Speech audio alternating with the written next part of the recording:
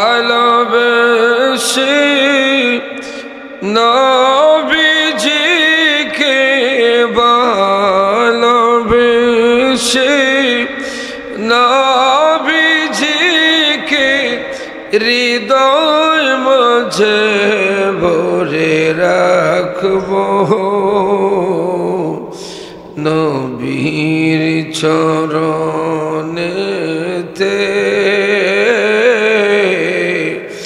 সারা জীবন আমি থাকব।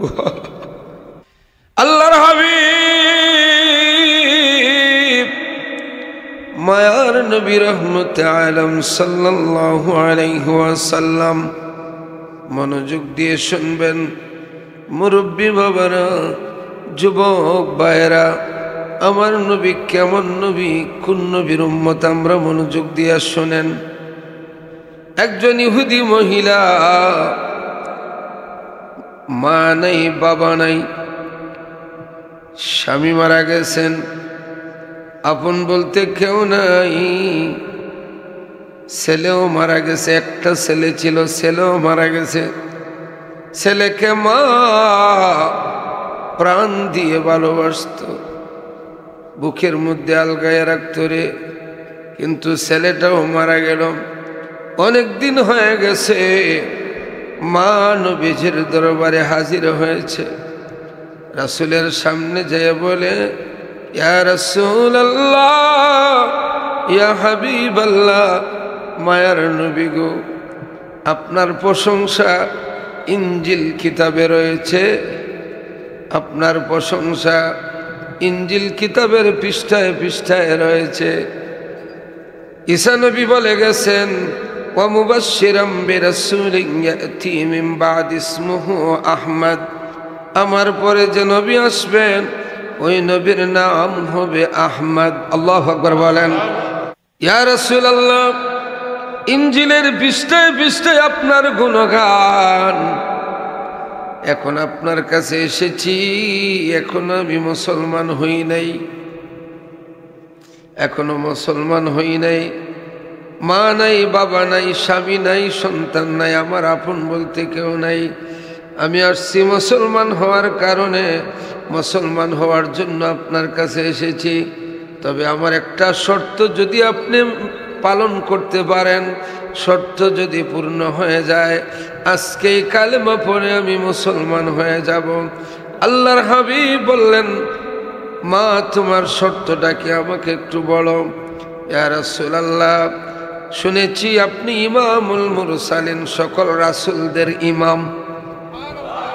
আর জোরে বলুন না সুবহানাল্লাহ। শুনেছি সকল নবীদের চাইতে আপনার মর্যাদা বেশি, কারণ আল্লাহ পাক বলেছেন, লা তুমিনুন্না বিহি ওয়া লা তানসুরুন্না। সকল নবীদেরকে আল্লাহ পাক ঘোষণা করলেন, আমার আখেরি নবী, শেষ নবীর উপরে তোমরা ঈমান আনবা, সাহায্য করবা। আল্লাহু আকবার বলেন। সকল নবীদের কাজ ছিল আমাদের নবীর উপরে ঈমান আনা এবং সাহায্য করা। লা তুমিনুন্না বিহি ওয়া লা তানসুরুন্না ওয়া ইয আখাযাল্লাহু মিসাকান নাবিয়্যিনা লামা আতাইতুকুম মিন কিতাবিন ওয়া হিকমা সুম্মা জাআকুম রাসূলুম মুসাদ্দিকান লিমা মাআকুম লা তুমিনুন্না বিহি ওয়া লা তানসুরুন্না। আল্লাহু আকবার বলেন। মা বললেন, ইয়া রাসূলুল্লাহ, আপনার এত তারিফ, এত প্রশংসা, আল্লাহ পাক রব্বুল আলামিন কুরআনুল কারীমে বলেছেন, খুব শিক্ষিত মহিলা, জ্ঞানী গুণী মহিলা, তাওরাত জবুর ইনজিল গবেষণা করতে খুব জাননেওয়ালা মহিলা। বলল, কোরআনেও দেখেছি আপনার ব্যাপারে আল্লাহ পাক বলেছেন, মা কানা মুহাম্মাদুন আবা আহাদিম মির রিজালিকুম ওয়ালাকিন রাসূলুল্লাহ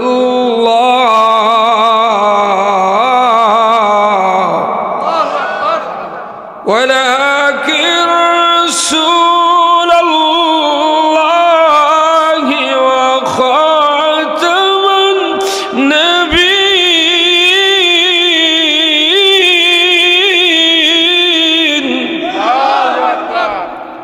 আপনি খাতামান নবীন, শেষ নবী, আপনি লাস্ট।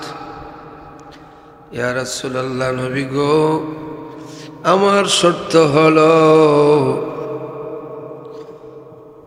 আমি ঈসা নবীর গুণগান পড়তে যাইয়া দেখলাম ঈসা নবীর 4টা মুজিজা ছিল। নবীকে সামনে বসাইয়া বলতেছে, ঈসা আলাইহিস সালাতু ওয়াস সালামকে আল্লাহ পাক জন্মদিনে সালাম দিয়েছেন, সালামুন আলাইয়া ইয়াউমা উলিদতু। ঈসা নবী বললেন, জন্মদিনে আল্লাহ পাক আমাকে সালাম দিয়েছেন। ঈসা নবী মুসল্লিকে যদি আল্লাহ জন্মদিনে সালাম দিতে পারে, তাইলে ঈসা নবীরও ইমাম, মুসা নবীরও ইমাম, ওই নবীর আগমনের দিন কেন সালাম দেওয়া যাবে না? আল্লাহ তো কোরআনে সালাম দিয়েছেন, সালামুন আলাইয়া ইয়াউমা উলিদতু। শুনেছি ঈসা নবীর 4টা মুজিজা। 1 নম্বর মুজিজা ছিল অন্ধ লোকের চোখের মধ্যে যদি হাত বুলাইয়া দিতেন চোখ ভালো হয়ে যেত। ঈসা নবীর মুজিজা। ইয়া রাসূলুল্লাহ, শুনেছি ঈসা নবী অদৃশ্যের খবর বলে দিতে পারতেন, কোথায় কোন জায়গায় রাখা আছে খাবার বাচ্চাদেরকে বলে দিতে পারতেন।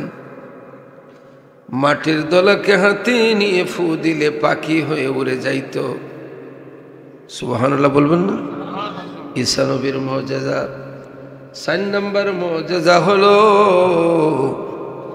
ইয়া রাসূলুল্লাহ, শুনেছি ঈসা নবী 1 দিন 2 দিন 100 দিন 500 দিন 1000 2000 বছরের পুরনো কবরস্থানের সামনে যাইয়া ডাক দিতেন, কুম বিইজনিল্লাহ, আল্লাহর হুকুমে উঠো। ওই মুর্দার সাথে ঈসা নবী কথা বলতে পারতেন। আপনি তো তাদেরও ইমাম, সব দিক দিয়ে আপনার মর্যাদা বেশি। আমি আসছি, আপনি যদি আমার ছেলের সাথে কথা বলতে পারেন কবরে, তাইলে আজকে আমি কালেমা পড়ে মুসলমান হয়ে যাব। কারণ মুসল্লিরা তো করিয়া দেখাইছি। আল্লাহর হাবিব বললেন, মা, কোথায় তোমার ছেলের কবর? আমি যেতে চাই। সাহাবায়ে কেরাম সঙ্গী, সাহাবায়ে কেরামকে নিয়া আল্লাহর হাবিব মায়ার নবী রহমতে আলম সাল্লাল্লাহু আলাইহি ওয়াসাল্লাম মাকবারায় গেলেন, খ্রিস্টানদের কবরস্থানে গেলেন। যাওয়ার পরে মা দেখাইয়া দিলেন, ইয়া রাসূলুল্লাহ, এই হচ্ছে আমার ছেলের কবর, আমার একমাত্র ছেলে, তার সাথে আপনি একটু কথা বলেন। আল্লাহর হাবিব কবরের সামনে যাইয়া চোখটা বন্ধ করে ডাক দিলেন, মায়ের নাম ধরে, হে অমুকের ছেলে অমুক, আমার সাথে কথা বলো। এই কথা বলা মাত্র কবরের ভিতর থেকে আওয়াজ আসলো, আসসালাতু ওয়াসসালামু আলাইকা ইয়া রাসূলুল্লাহ। চিল্লায় বলেন না সুবহানাল্লাহ। যুবক নবীকে সালাম দেয়। আল্লাহর হাবিব বললেন, মা, এই কণ্ঠ কি আপনার ছেলের কণ্ঠ? বলে হ্যাঁ। এই কণ্ঠ ইয়া রাসূলুল্লাহ আমার ছেলের। এতদিন পরে আমি দেখলাম, আমি শুনলাম। ইয়া রাসূলুল্লাহ, আমার ছেলেকে কবর থেকে উঠান। ঈসা নবী কবর থেকে উঠান নাই, শুধু কথা বলছেন, কিন্তু মা তো দাবি করছে ছেলেকে উঠান। আল্লাহর হাবিব বললেন, মা, আপনার ছেলেকে জিজ্ঞাসা করব সে উপরে আসবে না নিচে থাকবে। ছেলে যদি বলে উপরে আসবে, অসুবিধা নাই। এবার বলতেছে, হে অমুকের ছেলে অমুক, তোমার মা চাইতেছে উপরে আসার জন্য, তুমি কি চাও? ছেলে কবরের ভিতর থেকে বলতেছে, ইয়া রাসূলুল্লাহ, মাটির উপরের চাইতে আমার নিচ ভালো।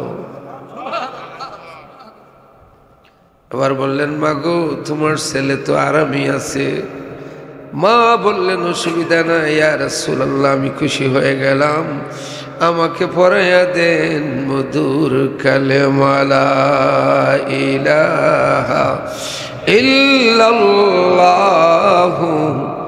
মুহাম্মাদুর রাসূলুল্লাহ সাল্লাল্লাহু আলাইহি ওয়াসাল্লাম। উচ্চ আওয়াজে বলুন মারহাবা। গেল একটা মুজিজা। কয়টা? রাসূল মৃত মানুষের সাথে কথা বলছেন, ঠিক না? বাবার আমার ভাইয়ের আমার, হাজিন নামক স্থানে, হাজিন নামক একটি ঐতিহাসিক স্থান, আম্মা জান আয়েশা সিদ্দিকা রাদিয়াল্লাহু তাআলা আনহা দেখলেন নবী বড় পেরেশান, মনের মধ্যে বড় পেরেশানি হইয়া গাম মুবারক পড়তেছে, গাল বেয়ে বেয়ে দাড়ি মুবারক হয়ে পড়তেছে। আল্লাহর হাবিব হাজিন নামক স্থানে চলে গেলেন। স্থানটার নাম হচ্ছে হাজিন। হা জিন, কথা বলেন, হা জিন। সেখানে যাওয়ার পর আল্লাহর কাছে চাইলেন, আল্লাহ আমার মা আমেনাকে আপনি জিন্দা করে দেন। বলেন না সুবহানাল্লাহ। ঈসা নবী কবরের ভিতরে মায়ের সাথে কথা বলেছেন, আর রাসূল আল্লাহর কাছে চাইছেন আমার মাকে মাটির নিচ থেকে জিন্দা উঠাইয়া দেন। নবীর দোয়া কি ফিরে না? নবী দোয়া করতে দেরি রে, কবুল হইতে দেরি হয় না। সিল্লা বলেন না সুবহানাল্লাহ। আমার আল্লাহ পাক রব্বুল আলামিন কুরআনুল কারীমের মধ্যে বলেন, ইন্না আরসালনাকা শাহিদান ওয়া মুবাশশিরান ওয়া নাযীরা।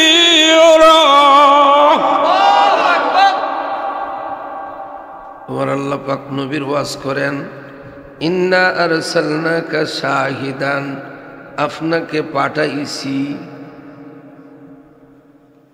শাহিদান, সাক্ষীদাতা হিসেবে, ওয়া মুবাশশিরান, সুসংবাদদাতা হিসাবে, ওয়া নাযীরা,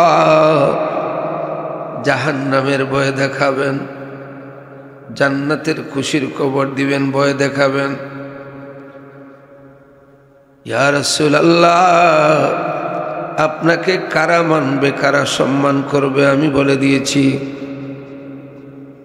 লিতুমিনু বিল্লাহি ওয়া রাসূলিহি, যারা আল্লাহ মানবে, রাসূল মানবে, ওয়া তুআজ্জিরুহু ওয়া তুওয়াক্কিরুহু, তারা রাসূলকে মানবে, রাসূলকে সম্মান করবে।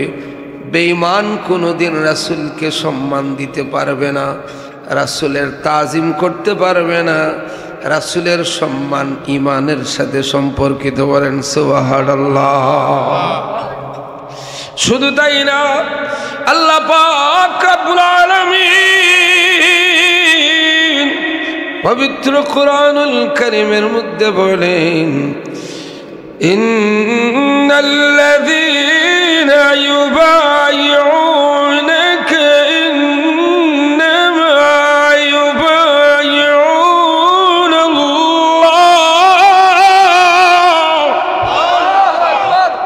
এটা কার কথা? হাত উঠায় বলেন কার কথা? কার কথা? আল্লাহ যার ওয়াজ করে মোল্লা বেটায় হয় 200 গুণে মাটির মানুষ। স্কুল দিল্লা লিল্লা খাইয়া খাল খাইয়া ইয়া খোলা রইছে না। নবীর চরণেতে সারা জীবন আমি থাকব, দুরূদ সালামে মিলাদ কিয়ামে, দুরূদ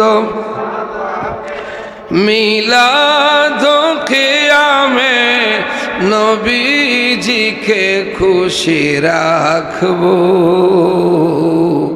নবীর চরণেতে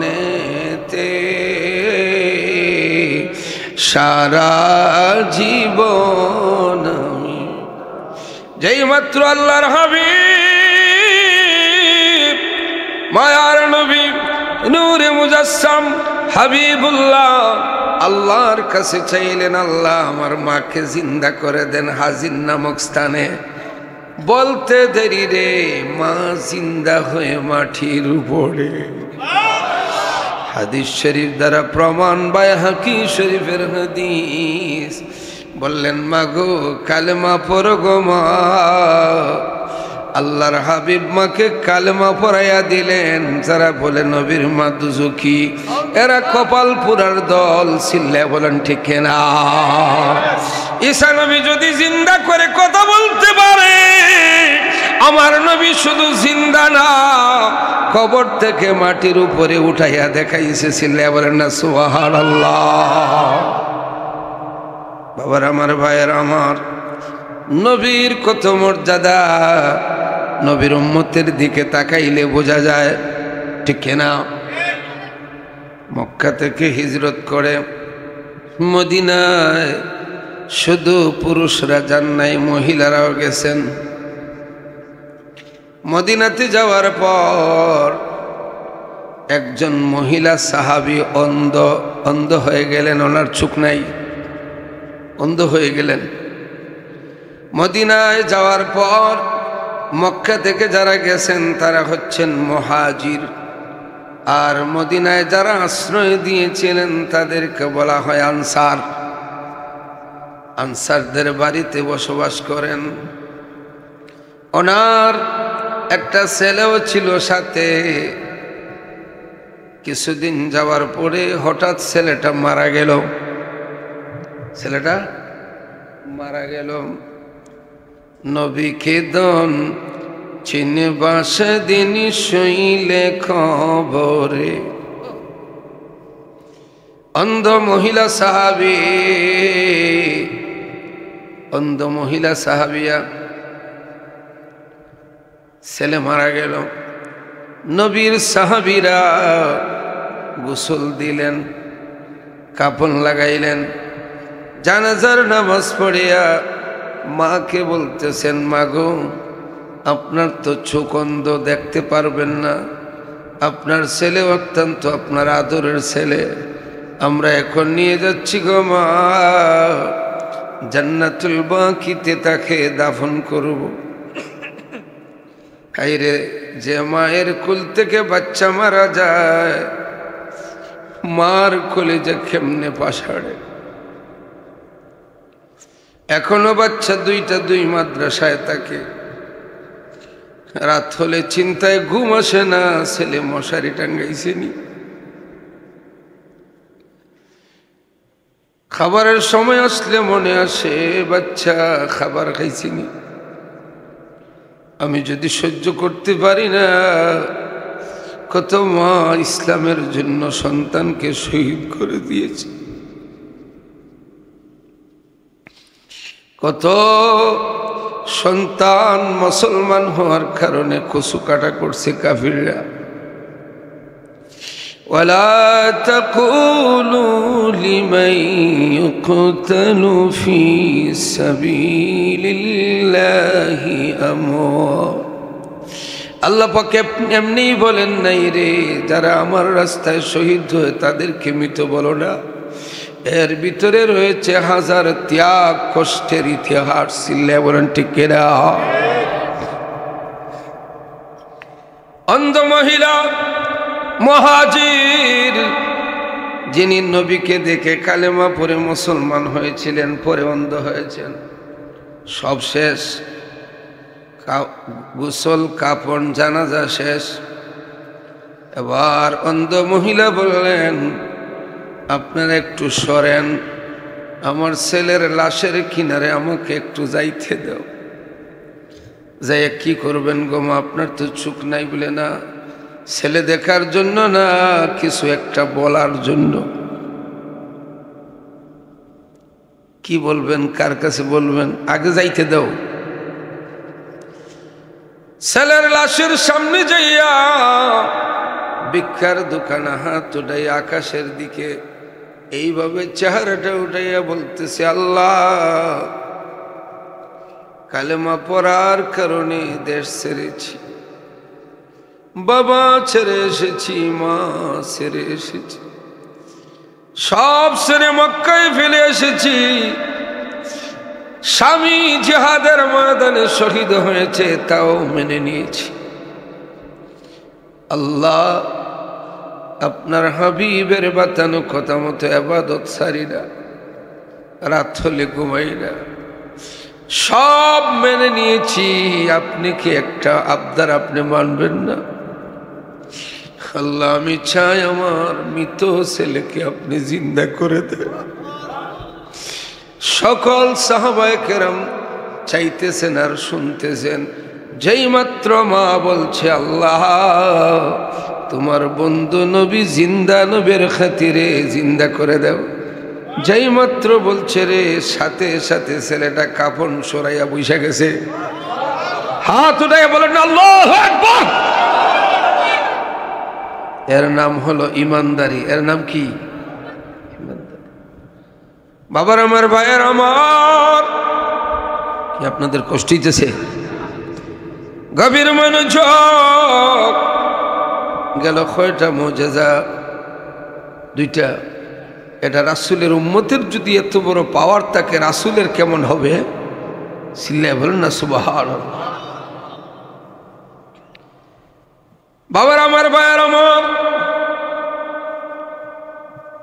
আল্লাহর হাবিবের সামনে 20 বছরের যুবক বুবা, মুখ দিয়ে কথা বলতে পারে না, কানেও শুনে না, 20 বছর হয়ে গেছে, একদিনও মা বলে ডাকেনি, বাবা বলে ডাকেনি। নিরাশ হয়ে গেছে বুবা ছেলে, আর তো কথা বলতে পারবে না। চুপে চুপে আল্লাহর হাবিবের কাছে যাইয়া বলে, ইয়া রাসূলুল্লাহ, আমি দেখেছি আপনার শাহাদাত আঙ্গুলের ইশারায় চাঁদ 2 টুকরা হয়ে যায়। দেখেছি গো নবী। আবু জেহেল পাথর হাতে নিয়ে বলল, মুহাম্মদ বলো আমার হাতের মধ্যে কি আছে? রাসূল বললেন, আবু জেহেল, আমি বলা লাগবে না, তোমার হাতে যা আছে সেটাই বলে দিবে আমি কে। যেই মাত্র বলছেন, পাথরের জবান খুলে গেছে। এটা রাসূলের মুজিজা। চাঁদ 2 টুকরা হয়ে যায়।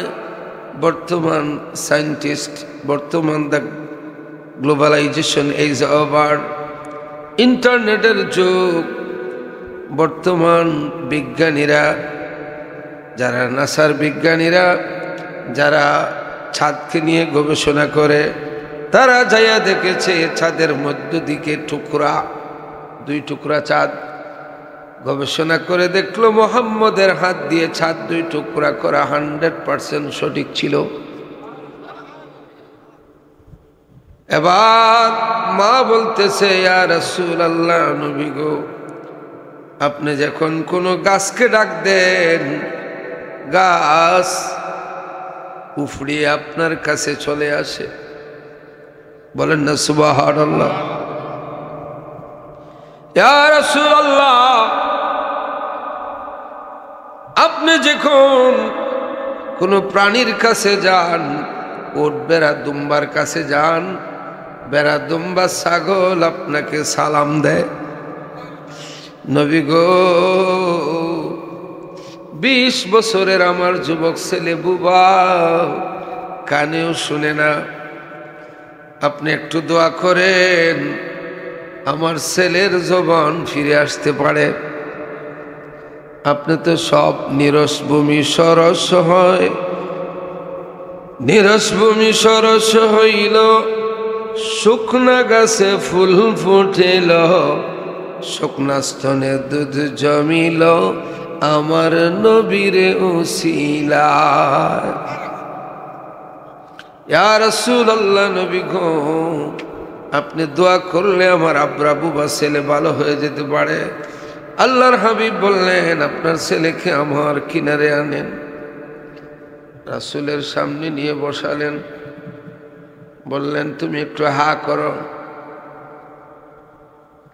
হা করছেন, জিব্বা থেকে একটু লালা মুবারক বাচ্চার জিব্বার মধ্যে লাগাইয়া দিছেন। লাগাইয়া দেওয়ার পর বললেন, ইয়া গোলাম মান আনা, বলো রে আল্লাহর বান্দা আমি কে। যেই মাত্র বলছেন, সাথে সাথে 20 বছরের আব্রা ছেলের জবান খুলে যায়। চিল্লায় বলেন সুবহানাল্লাহ। বলতেছে, আনতা নবিয়ুনা মুহাম্মাদুর রাসূলুল্লাহ, আপনি হচ্ছেন আল্লাহর রাসূল। বলেন না সুবহানাল্লাহ। নবী নবী করে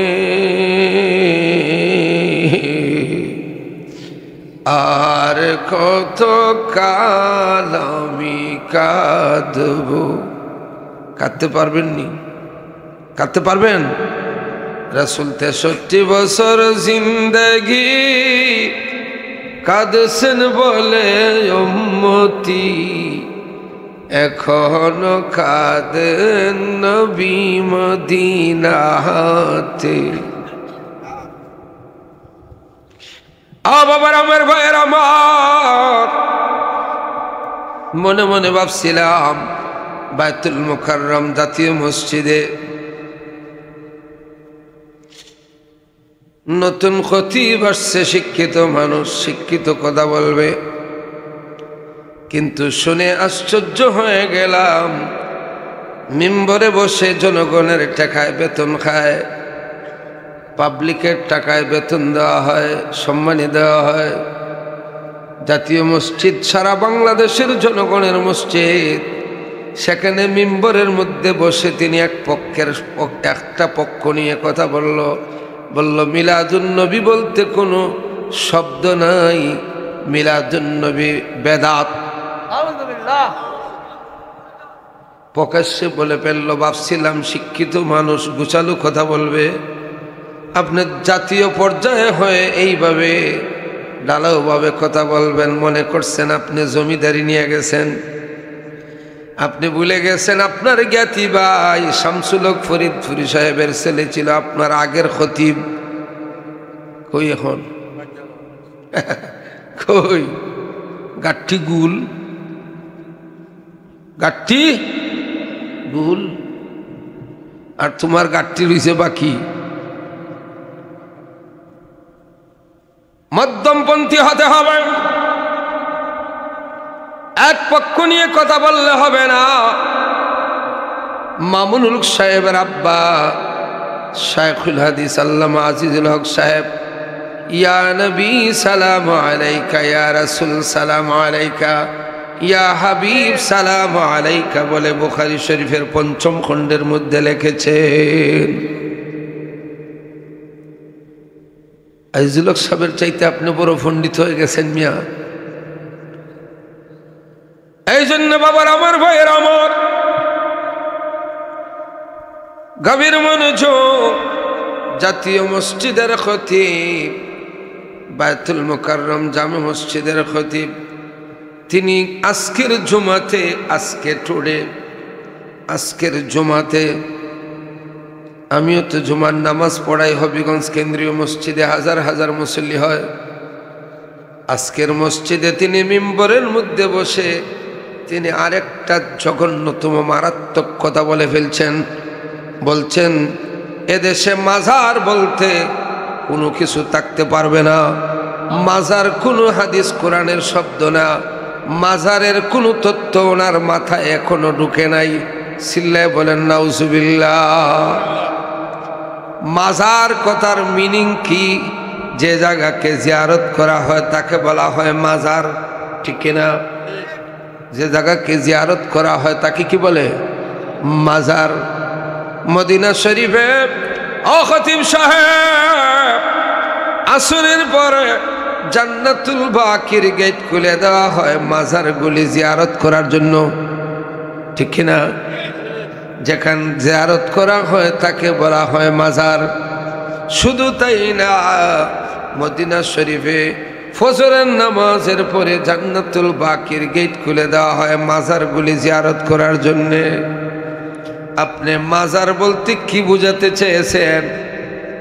উপরে বিশাল বড় গম্বুজ, পাকা গুলি মাজার বলে সম্বোধন করছেন? না না, মাজার কথার সাথে বিল্ডিং এর কোনো সম্পর্ক নাই, মাজার কথার সাথে গম্বুজের কোনো সম্পর্ক নাই। কোনো আল্লাহর ওলি ওসিয়ত করে যায় নাই। শাহজালাল সাহেব কি বলে গেছেন যে আমার কবরের উপরে গম্বুজ দিও? দিল্লির নিজামুদ্দিন আউলিয়া সাহেব কি বলে গেছে আমার কবরে গম্বুজ দিও? আতা রাসূল খাজা গরিবে নওয়াজ, খাজা মঈনুদ্দিন চিশতি সঞ্জিরি আজমির রহমতুল্লাহ আলাইহি কি বলে গেছেন আমার কবরে গম্বুজ দিও? আমরা যারকে ফলো করি মুর্শিদুল আল মুকাররম আল্লামা ফুলতলি সাহেব কিবলার কবরে কোনো গম্বুজ আসেনি? আসেনি। উপরে কোনো ফাঁকা করা দালান বিল্ডিং আসেনি।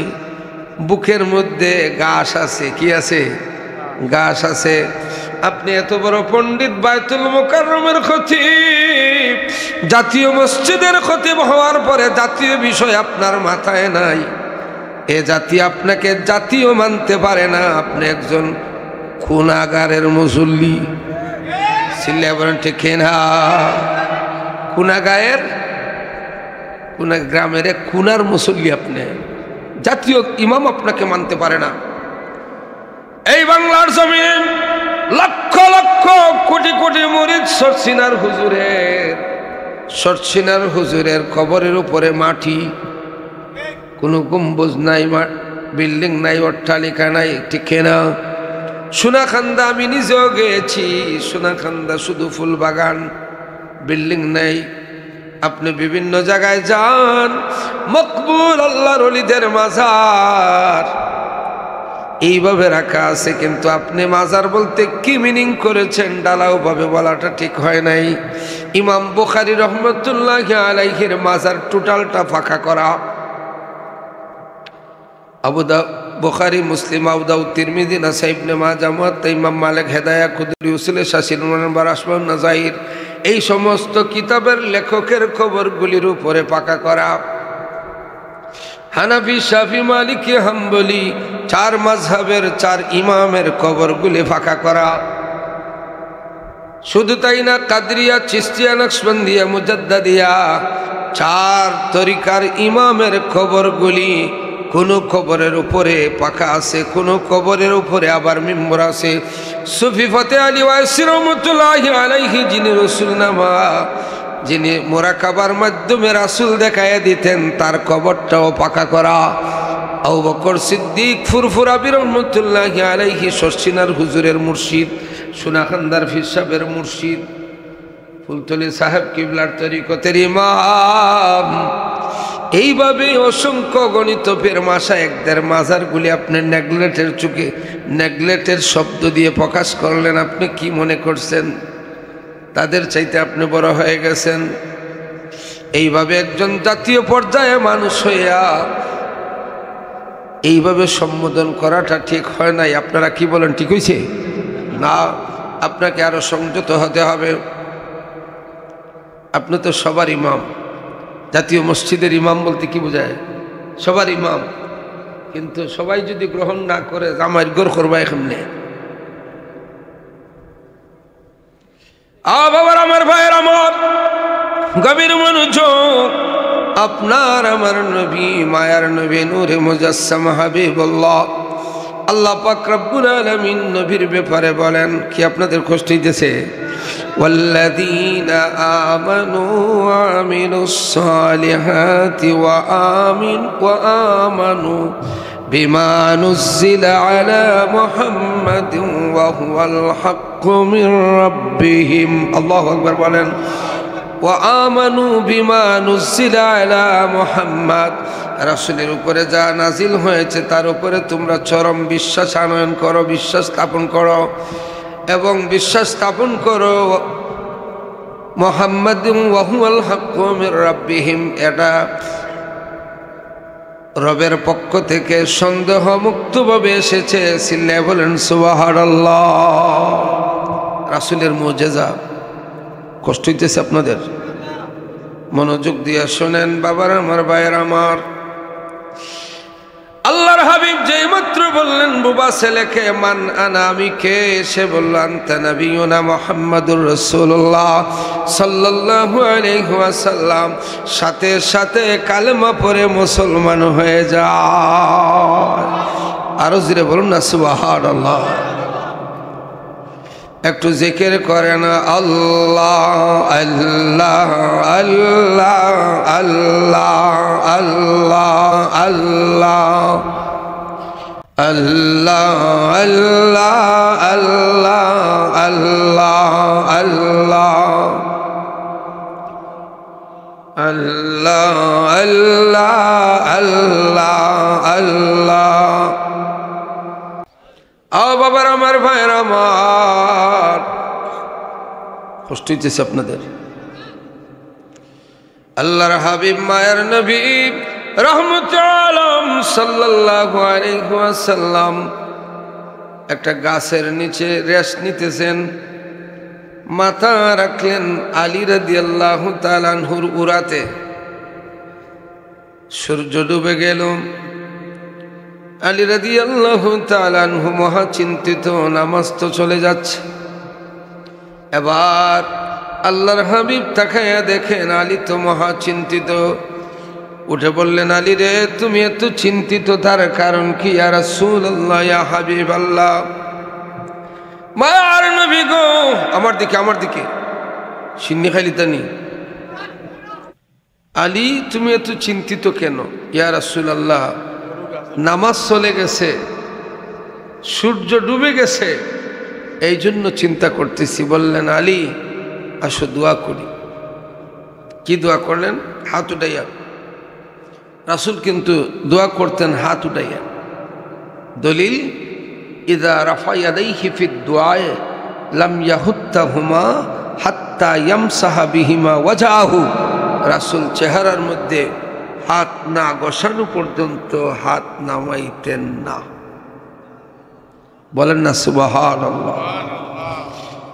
আল্লাহর হাবিব দোয়া করলেন, আল্লাহুম্মা ইন্নাহু তাআতিকা ওয়া তাআতি রাসূলিকা ফারদুদ আলাইহি শামস। আল্লাহ, আলী ছিল আপনার আনুগত্যে, আতিউল্লাহ ওয়া আতিউর রাসূল, আতিউর রাসূল ফাকাদ আতা আল্লাহ। যে রাসূলের ইতাআত করে সে যেন আল্লাহর ইতাআত করলো, অনুসরণ করলো। বলেন সুবহানাল্লাহ। মাবুদ অতাতে রাসূলিক, আপনার রাসূলের আনুগত্যে ছিল। ফারদুদ আলাইহিস শামস, ও মাবুদ আলীর জন্য ফারদুদ আলাইহিস শামস। আলাইহির হার জমির হচ্ছেন আলীর জন্য সূর্য উঠাও। রাসূল নিজে নামাজের জন্য সূর্য উঠান নাই, আলীর জন্য। চিল্লায়ে বলেন না সুবহানাল্লাহ। ফারদুদ আলাইহিস শামস, এখানে হাত দিয়ে আলী রাদিয়াল্লাহু তাআলাকে সম্বোধন করা হয়েছে। মাবুদ গো, আলীর জন্য সূর্য আবার উঠাইয়া দাও। যেই মাত্র বলছেন সূর্য আবার আসরের টাইমে চলে গেছে। যারা বলেন নবী আমরা আর মতো দোষে গুণে মাটির মানুষ, খসু পাতা সরাইতে পারবানি? দোয়া কইরা খসু পাতা সরাইতে পারতেন, কিন্তু রাসূল ডুবন্ত সূর্য আসরের টাইমে নিয়ে গেছেন দোয়া করে। এটা ছিল রাসূলের মুজিজা। চিল্লায়ে বলেন না সুবহানাল্লাহ। ইয়া রাসূলুল্লাহ, নবী গো, আপনি গাছকে একটু ডাক দেন। যদি গাছ আপনার ডাক শুনে তাইলে কালেমা পড়ে মুসলমান হয়ে যাব। আল্লাহর হাবিব বললেন, আমি ডাক দেওয়া লাগবে না, আপনি যাইয়া বলেন আমি ডাকছি। সে যাইয়া বলতেছে, গাছ রে, রাসূলুল্লাহ ডাকছেন। যেই মাত্র বলছেন গাছটা উফরিয়া সুজা রাসূলের কদমে এসে পড়ে গেছে। আর জোরে বলুন না সুবহানাল্লাহ। রাসূল বললেন আবার চলে যাও, আবার জায়গায় যেয়ে দাঁড়াইয়া গেছে। আল্লাহু আকবার বলেন। গভীর মনোযোগ। রাসূলের গোটা জিন্দেগি ছিল মুজিজা, বলেন না সুবহানাল্লাহ। আরো বলার ইচ্ছা ছিল, কিন্তু রাত 1টা হয়ে গেছে, 1টার উপরে। আর লেট করা যাবে না, সিন্নি দেওয়া হবে, তাবারুক দেওয়া হবে। মিলাদ শরীফের মধ্যে আপনারা একটু কাতার সোজা করবেন, নামাজের সুরতে সিন্নি হাতে দেওয়ার পরে মুনাজাত হবে।